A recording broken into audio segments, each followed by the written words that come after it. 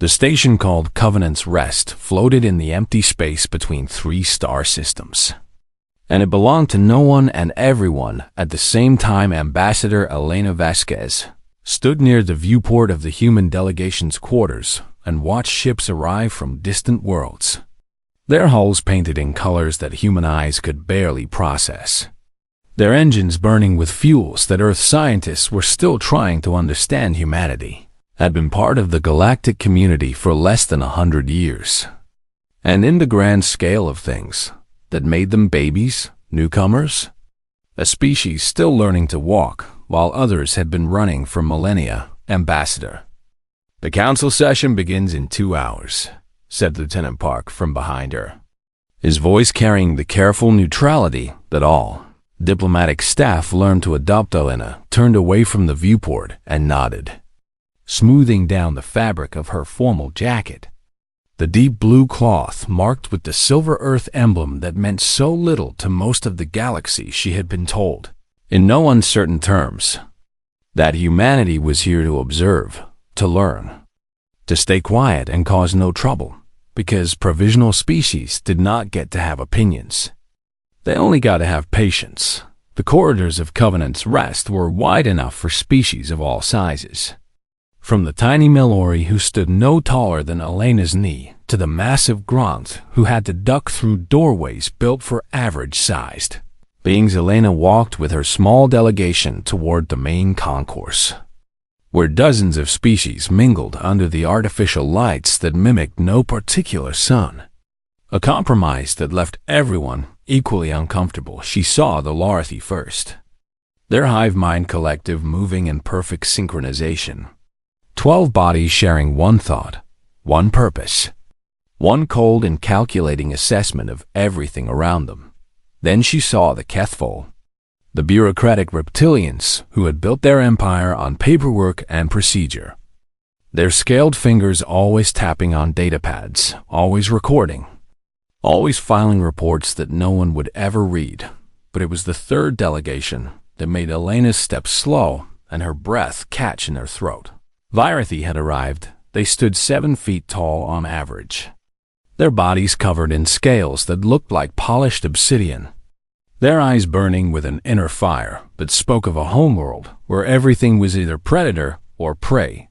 Their claws were retracted now, hidden in sheaths of hardened skin, but Elena had seen the recordings, had watched what those claws could do to armor plating, to flesh, to anything that stood in their way. The Virathi were apex predators from a death world, and in 10,000 years of galactic history, no species had ever challenged them. And one at the center of their delegation stood the High Matriarch, a female whose scales carried the deep purple tint of royalty, whose presence made even the Grant step aside and lower their massive heads. And beside her, barely reaching the matriarch's hip, stood a Kubelina. Found herself staring at the young Virathi, at the way her scales had not yet hardened to their adult sheen, at the curiosity burning in her golden eyes, at the way she looked at everything around her with wonder instead of contempt.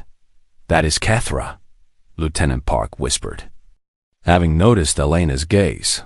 "The matriarch's daughter, brought here for some kind of coming-of-age ritual. They say the young must witness diplomacy before they learn war." Elena nodded slowly, watching as the cub tugged at her mother's clawed hand, pointing at a group of Mallory who scattered at the attention like startled birds.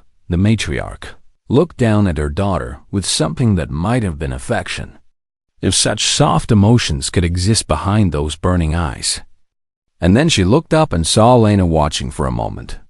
Their gazes met across the crowded concourse. The matriarch's lip curled back, revealing teeth designed for tearing flesh, and she turned away with deliberate dismissal, guiding her daughter in the opposite direction. Elena felt the insult like a slap, but she had been trained for this, had spent years learning to swallow her pride and smile through contempt. "Soft prey," she heard one of the Virathi guards mutter as the delegation passed, the words carried clearly by the station's acoustics, and the other aliens nearby pretended not to hear. That was humanity's place in the galaxy, Elena reminded herself, not enemies, not allies. Just soft prey that had somehow stumbled into space and refused to die. The council session was exactly as tedious as Elena had expected. Hours of trade negotiations conducted in 17 languages. Hours of trade languages. Disputes over mining rights and systems that humanity would not reach for another century. Agreements signed and broken, and signed again. She sat in the observer's gallery with her delegation. Forbidden to speak, forbidden to vote, forbidden to do anything but watch and learn, and remember that humanity was still on probation when the session finally ended. Elena's head was pounding, and her patience was worn thin. And she wanted nothing more than to return to her quarters and sleep. But as she walked through the corridors toward the human section, she noticed something strange. The little Virathi cub, Kethra, was wandering alone near a junction of maintenance tunnels, her golden eyes wide with curiosity. Her clawed feet carrying her farther and farther from the main concourse. Elena looked around for the Virathi guards, for the matriarch, for anyone who should have been watching the child. But the corridor was empty, except for a few service drones humming along their program paths. She should keep walking. Elena told herself this was not her concern, not her responsibility, not her place to interfere with the affairs of a species that considered her nothing more than prey. But the cub was so small, and the maintenance tunnels were not designed for visitors. And something in Elena's chest would not let her simply turn away. She took one step toward the child, then another, her mouth opening to call out a warning, and then the world exploded into sound and fire. The support strut came down without warning. A catastrophic structural failure that sent metal and sparks and hydraulic fluid raining from the ceiling. And Elena heard a scream that cut through everything else. It was high-pitched and terrified and full of pain. The sound of a child crying out for help. And it did not matter that the child had scales and claws and came from a species that wanted nothing to do with humanity. Elena was already running before she knew. She had decided to move. Her diplomatic shoes sliding on the wet floor, her heart pounding in her ears. Her only thought the desperate hope that she was not too late. The scream came again. Weaker this time, and the world held its breath. Elena reached the junction in seconds that felt like hours.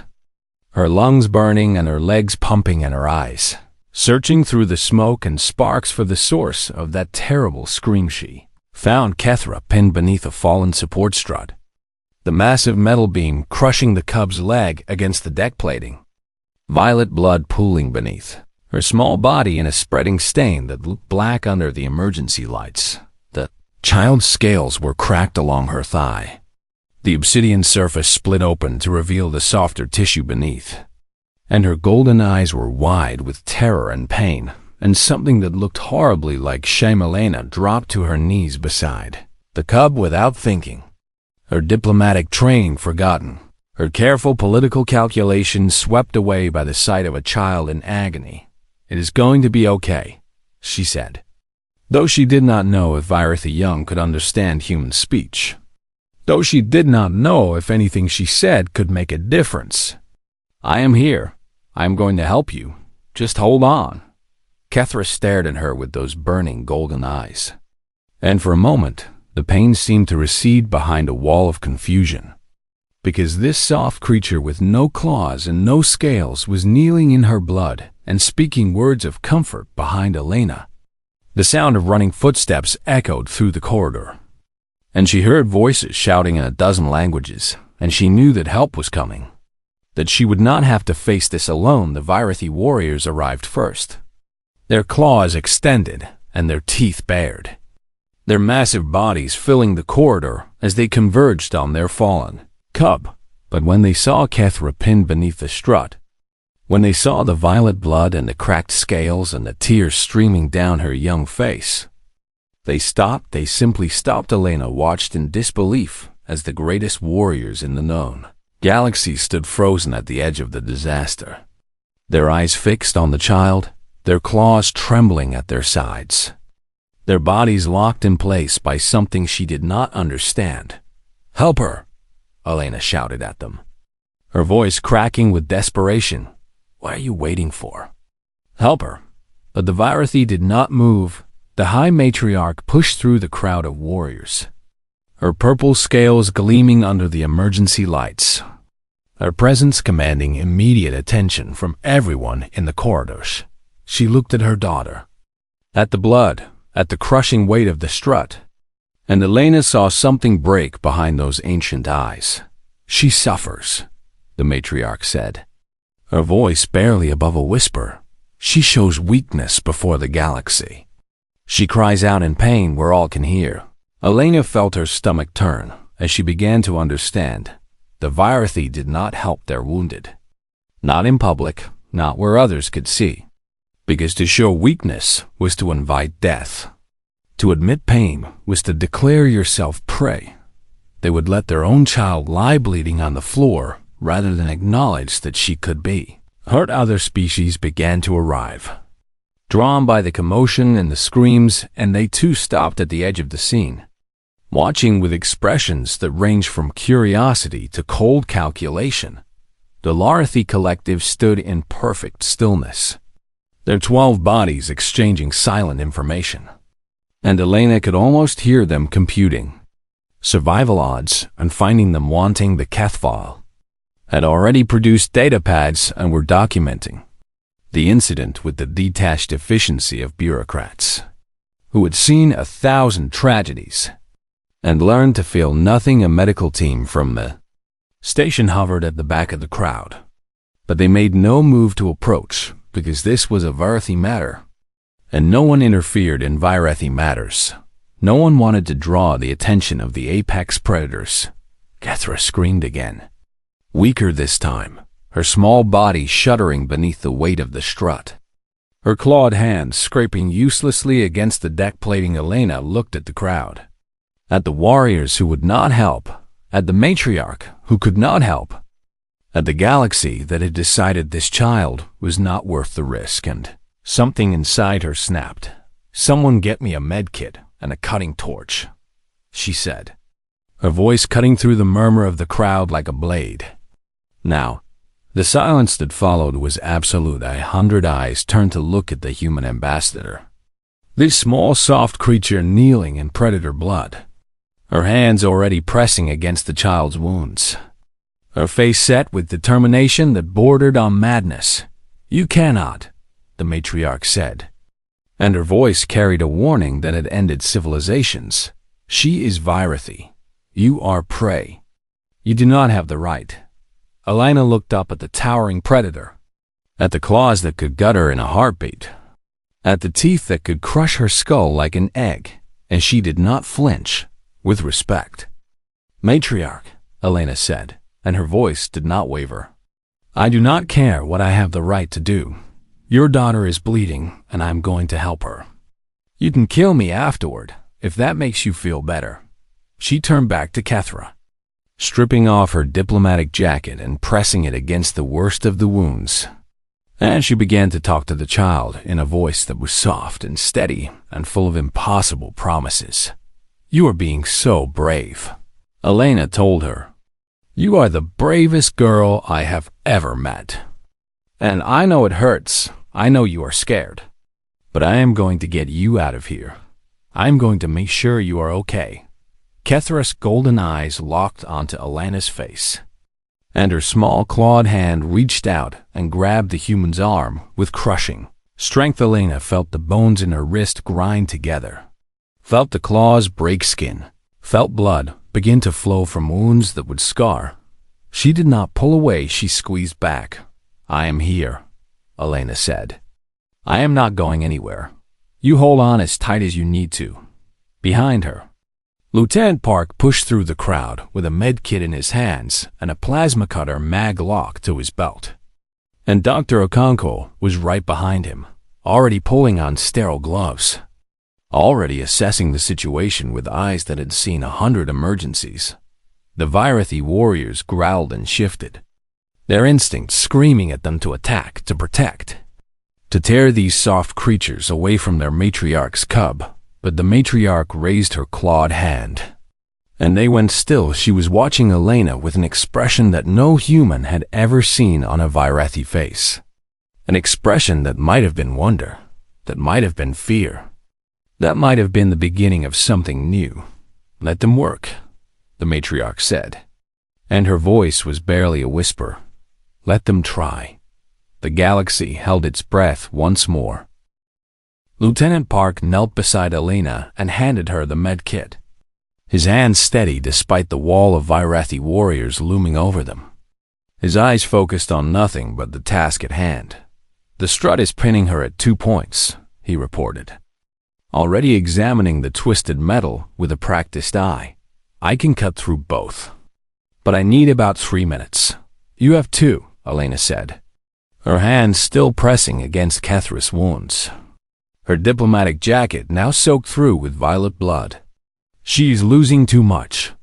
Dr. Okonkwo was scanning the cub with a medical device designed for human physiology, her dark fingers dancing across the controls as she tried to adapt on the fly to an alien biology she had never studied. "Her cardiovascular system is similar enough," the doctor said, talking more to herself than anyone else.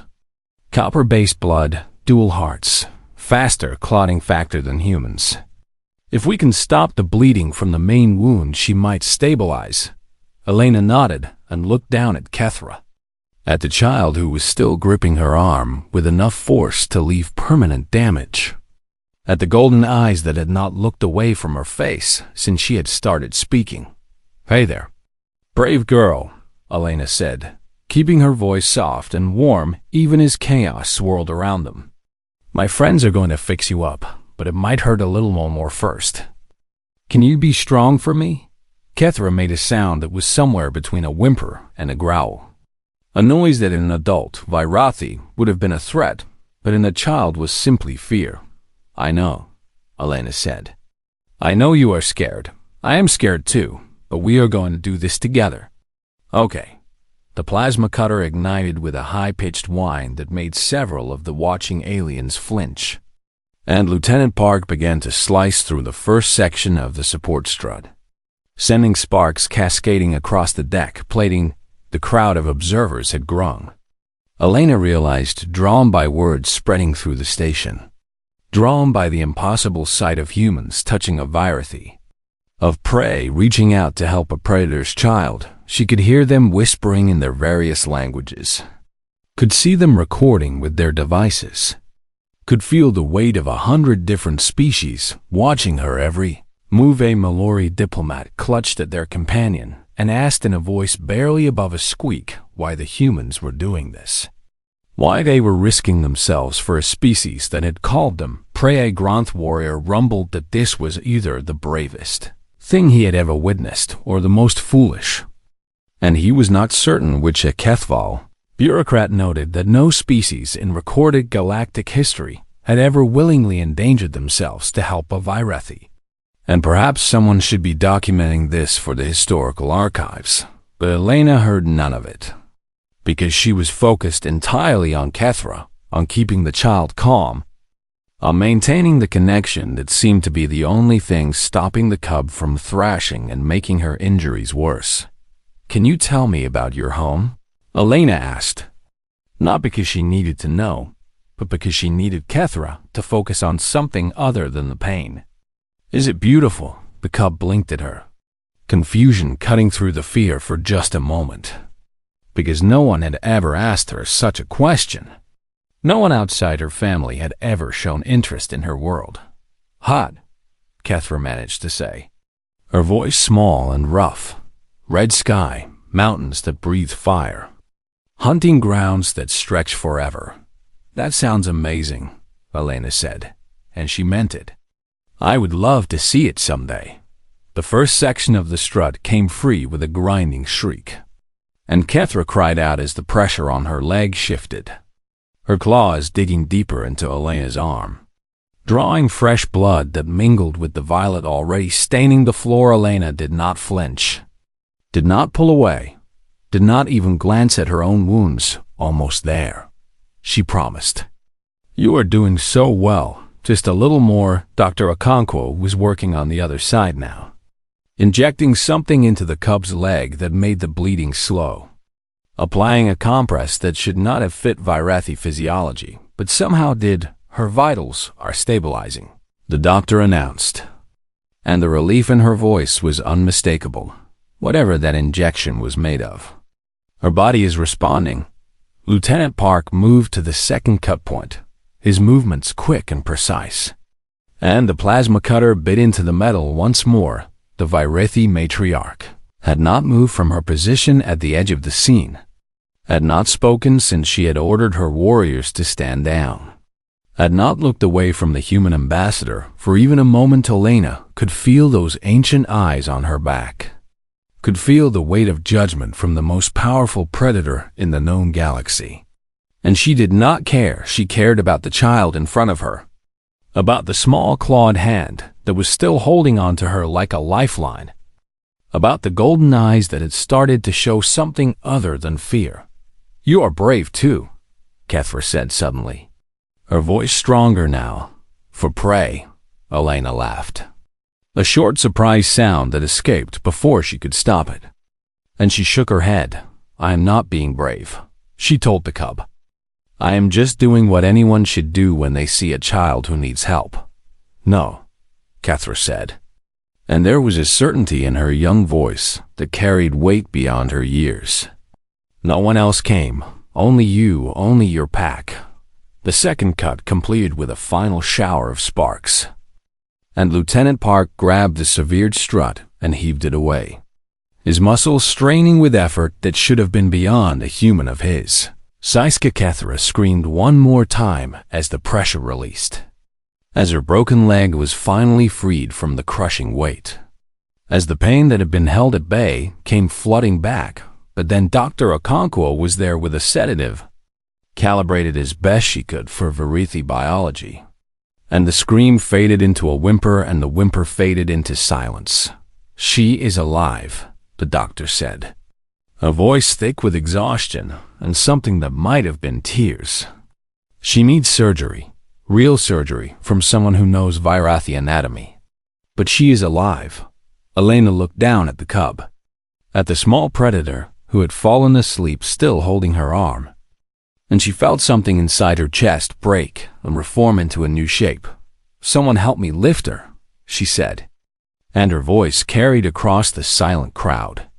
"We need to get her to the medical bay." It was Dr. Okonkwo who lifted Kethra into her arms, cradling the Virathi child against her chest as if she weighed nothing, as if she was precious beyond measure. The crowd parted before them like water, every species stepping back to let the humans pass, their eyes wide with something that looked like Elena walked beside them, her arm bleeding freely now that Kethra's grip had loosened, her diplomatic jacket abandoned on the blood-soaked floor, her career probably over and her life possibly forfeit. She did not care about any of it. She only cared that the child was breathing, that the small chest was rising and falling, that the golden eyes would open again behind them. The Virathi matriarch finally moved, falling into step behind the human procession, her claws retracted and her warriors trailing in confused silence, and the galaxy watched, and whispered, and began to understand that perhaps they had misjudged the soft creatures from Earth. 3 days passed on Covenant's rest, and the station had not stopped talking about what had happened in the maintenance corridor. The footage had spread through the spread galactic network within hours, recorded by a dozen different species, viewed by billions of beings across thousands of worlds. They watched the human ambassador kneel in predator blood and speak words of comfort to a child who could have killed her with a single swipe. They watched her take the cub's clawed hand and hold it even as it crushed her bones. They watched a species they had dismissed as soft prey run toward danger instead of away from it. In the Virithi medical bay, Kethra lay recovering from surgery that had taken 12 hours and required 3 teams of surgeons. Her leg had been reconstructed with gene-bonded plating, a Virathi technique that would make the limbs stronger than before. And the doctor said she would not only walk again, but might be faster than she had been. Matriarch had not left her daughter's side since the surgery, sitting in silent vigil beside the sleeping cub, her ancient eyes watching the rise and fall of Kethra S. Chestelena Vasquez, had returned to the human quarters after being treated for the wounds on her arm. Wounds that would leave scars she would carry for the rest of her life. She had slept for 16 hours straight, exhaustion claiming her so completely that Lieutenant Park had checked twice to make sure she was still breathing. When she finally woke, she found a message waiting for her, delivered through official diplomatic channels with priority markers that made her stomach clench. The Virathi High Matriarch requested an audience with the human. Ambassador Elena dressed carefully, choosing a clean jacket to replace the one she had sacrificed. Making sure her bandaged arm was visible rather than hidden, she walked to the meeting alone. Despite Lieutenant Park's protests, despite Dr. Okonkwo's warnings about Virathi unpredictability, the matriarch had asked to see her. And Elena would not insult the request by bringing guards. The chamber where they met was small by Virathi standards, barely large enough to hold the matriarch's towering frame, decorated with weapons and trophies that spoke of a warrior culture older than human civilization. Elena entered without hesitation and stopped at the proper distance, her hands clasped behind her back, her chin raised to meet the matriarch's burning gaze. For a long moment, neither of them spoke. Then the matriarch moved, crossing the room in 2 massive strides, and Elena held her ground even as every instinct screamed at her to run. The predator stopped inches away, close enough that Elena could feel the heat radiating from her scales, close enough to kill her before she could even think about defending herself. "Why?" the matriarch asked, and her voice was rough and raw. Stripped of the commanding tone she used in council chambers, Elena blinked, surprised by the question, uncertain how to answer. "I do not understand what you are asking," she said carefully. "My daughter," the matriarch said, and the words seemed to cost her something. "You risked everything for a child not your own, for a species that has shown you nothing but contempt." Why? Elena thought about the question, really thought about it, because she understood that her answer mattered more than any diplomatic speech she had ever given. Because she was hurt. Elena finally said, "Because she was scared and alone and in pain. And I could help her." The matriarch's eyes narrowed, searching Elena's face for deception, for hidden motives, for the political calculation that every other species would have brought to such an act. "We called you prey," the matriarch said. "We dismissed you, insulted you, refused to acknowledge your presence in the council chambers." "I know," Elena said, "and still you helped her." "Yes." The matriarch turned away, moving to a viewport that looked out on the endless stars. And when she spoke again, her voice was different, softer, uncertain in a way that Elena suspected few had ever heard. "Among my people, a life that is sacred," the matriarch said. "It binds families together across generations. It creates obligations that cannot be broken or ignored." She paused, her clawed hands clasping behind her back in a gesture that mirrored Elena's own posture. "In 10,000 years, no Virathi has ever owed such a debt to another species," she continued. "The very concept is unthinkable. Life debts are for equals, for those worthy of standing beside us." Elena waited, sensing that the matriarch was building towards something important, something that could not be rushed. "You have broken something in how I see the galaxy," the matriarch finally said, turning back to face Elena. "You and your people. With your soft hands and your strange compassion, you have made me question everything I believed about strength." She took a step closer, and this time there was no threat in the movement, only a terrible vulnerability that looked wrong on such a powerful being. "I watched my daughter suffer, and I did nothing," the matriarch said. and the confession seemed to tear itself from her throat. I stood frozen by shame while she bled on the floor of a neutral station. And you, pray. You ran toward her.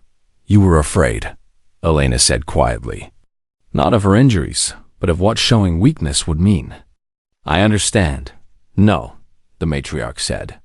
You do not understand, because your people do not have such fears. You reach out to the wounded without thinking. You hold the hands of the dying without shame. You fight for children, not your own, as if it was the most natural thing in the universe.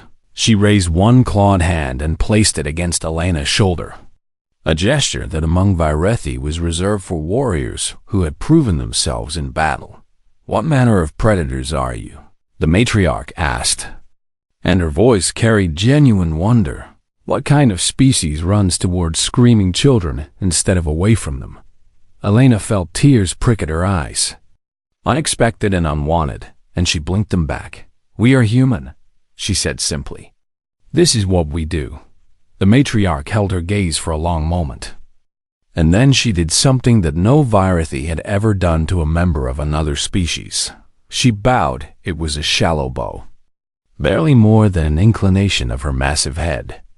But it carried the weight of 10,000 years of history, of a culture built on strength and dominance, of a species that had never bent before anyone. The debt is owed, the matriarch said as she straightened. The Virethi remember, Ambassador Elena Vasquez, and we will honor what you have done. Elena swallowed hard, understanding that something fundamental had just shifted in the relationship between their species. How is she? Elena asked. Because despite everything, despite the politics and the implications and the weight of what had just happened, that was what she truly wanted to know. The matriarch's expression softened into something that might have been a smile, if such expressions were possible on a Virethi face. She asks about you, the matriarch said. Every time she wakes, she asks if the brave prey-human is okay. She wants to see you again. Elena felt her heart clench in her chest. I would like that, she said. I would like to see her too. The matriarch nodded and gestured toward the door. Then come, she said. My daughter is waiting, and across the galaxy, on 1,000 worlds, the species who had seen the footage began to update their assessments of humanity.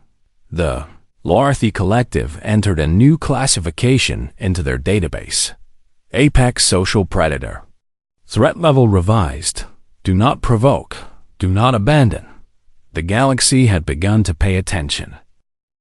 6 months had passed since the incident on Covenant's Rest, and the galaxy had not forgotten. The footage had been viewed more times than any other recording in the history of the Galactic Network, studied and analyzed and debated by scholars and warriors and diplomats from every corner of known space. And now humanity stood at the threshold of a moment that would define their place among the stars forever. The council chamber was full, every seat occupied, every delegation present, every eye turned toward the central platform where the fate of a species would be decided. Elena Vasquez sat in the human section, no longer in the observer's gallery but on the main floor, a position earned through events she had never planned and actions she had never calculated. Lieutenant Park sat beside her, and Dr. Okonkwo on her other side, and behind them the rest of the human delegation waited in nervous silence. Today the council would vote on humanity's status, on whether the provisional classification would be extended for another century, or whether humans would be granted full membership in the galactic community. Historically, young species waited for hundreds of years before such consideration, proving themselves through trade and diplomacy and the slow accumulation of influence. Humanity had been in space for barely 100 years, a heartbeat in galactic terms, and no one expected the vote to go in their favor. The Speaker of the Council, an ancient Kethful whose scales had faded to pale gray with age, called for order and began the formal proceedings. Delegation after delegation rose to give their assessment of humanity, and Elena listened with growing dread as the familiar arguments were made. The Grant spoke of human military weakness, their fragile bodies and slow reflexes, their inability to compete with species evolved for combat. The Mallory worried about human unpredictability, their emotional decision-making, their tendency to act on instinct rather than logic. The Kethvil cited precedent after precedent, regulation after regulation, reasons why the established timeline should not be altered for any species. Regardless of circumstances, Elena kept her expression neutral. But inside she felt hope slipping away with every word. Then the speaker called for the Virathi delegation to present their assessment, and the chamber fell into absolute silence. The Virathi had never spoken in favor of another species, had never supported any motion that did not directly benefit their own interests, had never shown anything but contempt for the younger races struggling to find their place. The High Matriarch rose from her seat, her purple scales gleaming under the chamber lights, her presence commanding attention from every being in the room. She walked to the central platform with slow, deliberate steps, and when she turned to face the assembly, her burning eyes swept across the gathered delegates with an expression that made even the Grant shift. Uncomfortably, "I have ruled the Virathi for 300 years, she began, her voice carrying to every corner of the chamber. "I have led my people through 4 wars and dozens of lesser conflicts. I have watched species rise and fall and be forgotten by history." She paused, and her gaze found Elena in the human section. "I thought I understood strength," the matriarch continued. "I thought I knew what it meant to be powerful, to be worthy, to be feared. And then I watched a human woman kneel in my daughter's blood and hold her hand while she screamed." A murmur rippled through the chamber, quickly silenced by a glare from the matriarch. "You have all seen the footage," she said. "You have all watched what happened on Covenant's Rest. But I do not think you understand what you witnessed." She turned in a slow circle, addressing the entire assembly. "My warriors, the finest soldiers in the galaxy, stood frozen while my daughter bled," she said, and the admission clearly cost her. The Larathi calculated survival odds and decided she was not worth the risk. The Kethval began documenting the incident for their archives. The Mallory scattered like prey animals. Her voice rose, filling the chamber with the weight of her conviction. And the humans, the soft prey we had dismissed, they ran toward her. She stopped, facing the human delegation directly. "They did not stop to calculate odds," she continued. "They did not consider the political implications. They did not care that my people had insulted them. They saw a child in pain, and they acted." The matriarch reached into a pouch at her belt and withdrew something small and glittering. Holding it up for the chamber to see, it was a scale, obsidian black but shot through with veins of purple, unmistakably Virathi in origin. "This is from my daughter's leg," she said, "shed during her recovery, and she asked me to bring it here today, to give to the council as evidence." She placed the scale on the central platform. "Evidence of what the humans did for her," she said. "Evidence of hands that held her when her own people could not. Evidence of voices that told her she was brave when the galaxy had already written her off." She straightened to her full height, and when she spoke again, her voice carried the authority of 10,000 years of Virathi history. "You measure strength in ships and armies," she said.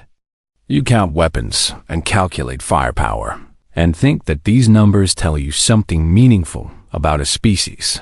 She shook her head. "You are wrong." The matriarch pointed at Elena, a gesture that made the entire chamber turn to look at the human ambassador. "That woman has no claws," she said. "No scales, no venom, no natural weapons of any kind. And she is more dangerous than any warrior I have ever known." She let the words hang in the air before continuing. "Because she will fight for children, not her own," the matriarch said. "Because she will hold the hand of a predator's cub and tell her she is brave. Because she will run towards screaming instead of away from it." She turned back to the assembly. I move that humanity be granted full membership in the Galactic Council," she announced. "No observation period, no restrictions. Full rights and full responsibilities effective immediately." The chamber erupted in chaos. Dozens of species shouting in their various languages. Protests and support mixing together in a storm of sound. The speaker called for order again and again, finally restoring silence through sheer persistence. "The motion has been made," the speaker said. "The vote will now be taken." Elena watched as delegation after delegation cast their votes, her heart pounding so hard she was certain everyone around her could hear it. The Grunt voted yes, surprising everyone including themselves, rumbling that any species that ran toward danger deserved respect. The Mallory voted yes, their hive mind having calculated new odds based on data they had previously ignored. The Kethful abstained, citing lack of precedent but notably not voting against. One by one the votes came in, and when the final count was announced, Elena felt tears streaming down her face. Humanity had been admitted to the Galactic Council, not for their weapons or their ships or their technology, but for what they had shown in a maintenance corridor when a child needed help. The chamber erupted again, but this time in something that sounded almost like celebration. And Elena found herself surrounded by her delegation, by Park and Okonkwo and the others, all of them laughing and crying and holding each other. Then a small figure pushed through the crowd, and Elena looked down to see Kethra standing before her. The Virathi cub had grown in 6 months, her scales hardening toward their adult sheen, her leg fully healed and stronger than before, but her golden eyes were the same, filled with the same wonder that Elena remembered from that terrible day. Kethra did not speak. She simply reached out and took Elena's hand, the same hand she had crushed in her terror, the hand that still bore scars from her claws, and she held it gently, so gently, as if it was the most precious thing in the universe. Elena knelt down, bringing herself to the cub's level, and she smiled through her tears. "Hey, there. Brave girl," she said. Kethra smiled back, a human expression she had clearly practiced, and she spoke in words she had memorized for this moment. "Thank you for coming to help me," she said. "Thank you for not leaving me alone." Elena pulled the cub into an embrace, holding her close, feeling the warmth of scales against her cheek and the beating of dual hearts against her chest. "I will never leave you alone," she promised. "None of us will." And across the galaxy, watching the broadcast of the vote and its aftermath, 1,000 species learned what Earth's children had always known: the most dangerous predator was not the one with the sharpest claws or the strongest armor or the deadliest weapons. It was the one that would fight for someone else's cubit, was the one that ran toward the screaming. It was human, and the galaxy would never see them the same way again.